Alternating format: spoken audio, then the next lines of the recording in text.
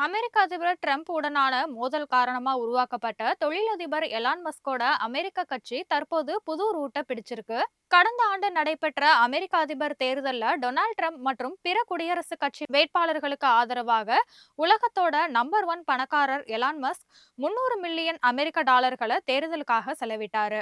இதனால தேர்தல்ல வெற்றி பெற்று மீண்டும் அதிபரான ட்ரம்போட முதல்ல நட்புடன் இருந்த மஸ்க் கடந்த ஜூலை மாதம் ட்ரம்ப் நிர்வாகத்தால கொண்டுவரப்பட்ட வரி குறைப்பு மற்றும் செலவு மசோதாவை கடுமையா எதிர்த்தாரு. அதோட நிக்காம அதிபர் ட்ரம்ப் உடனான நட்பையும் முறிச்சுக்கிட்டாரு. அது மட்டும் இல்லாம வரி குறைப்பு மசோதா நிறைவேற்றப்பட்ட உடனேயே அமெரிக்க கட்சி என்ற புதிய கட்சியையும் மஸ்க் உருவாக்கி இருக்காரு.